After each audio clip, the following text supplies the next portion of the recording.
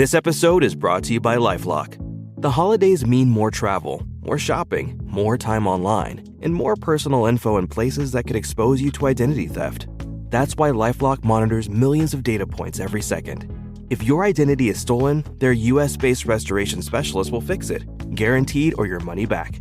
Get more holiday fun and less holiday worry with LifeLock. Save up to 40% your first year. Visit LifeLock.com/podcast. Terms apply. Welcome back, everybody. It's Friday, December 20th, 2024. Now, born on this date in 1899, U.S. Senator and Congressman John Sparkman of Hartselle. He was Adlai Stevenson's running mate in his 1952 presidential loss to Dwight Eisenhower. And in 1901, engineer and physicist Robert J. Van de Graaff of Tuscaloosa. He was the man behind Van de Graaff generators. Today we have a crime and punishment episode with items on the death penalty, vehicle break-ins, and a Morgan County civilian-led detainment. And also, we'll have a nuclear reactor plant that's paused construction and why. I'm Mike Morgan, and we're down in Alabama.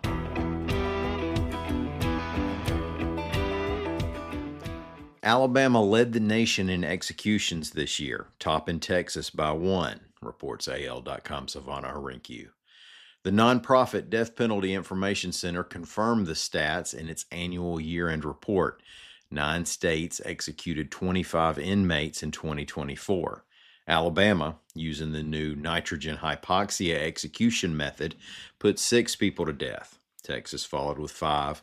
Missouri and Oklahoma executed 4 each, while South Carolina executed 2, and Georgia, Utah, Florida, and Indiana each executed 1.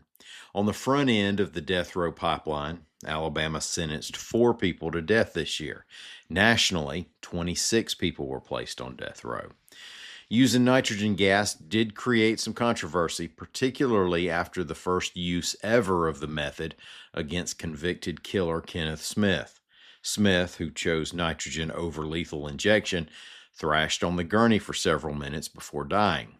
Alabama officials have defended the method, arguing that Smith's actions were due to his holding his breath while the gas was being administered.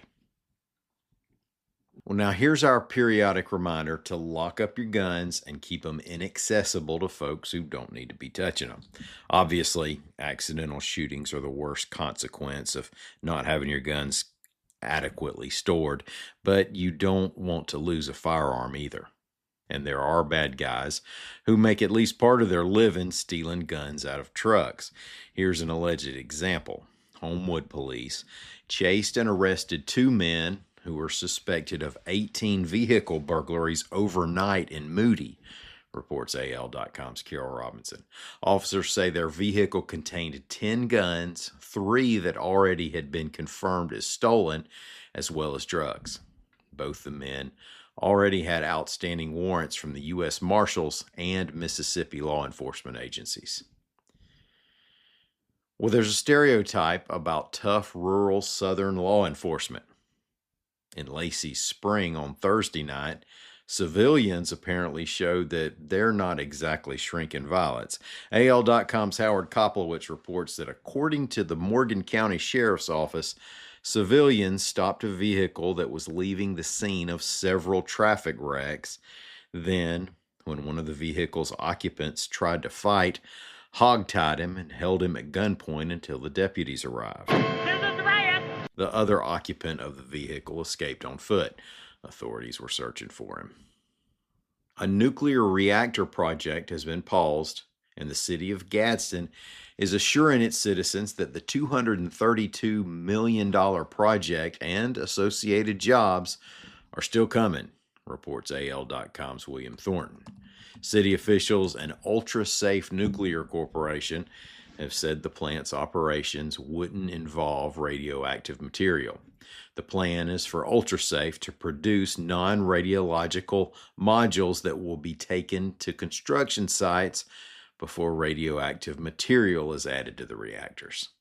The plant was announced in June 2023. UltraSafe filed Chapter 11 this October. The project's on hold while the company's in court. Our plans have been to have the facility running by 2027. Now, we're cutting it shorter this Friday because of holiday scheduling. The weekly quiz will likely return in the new year.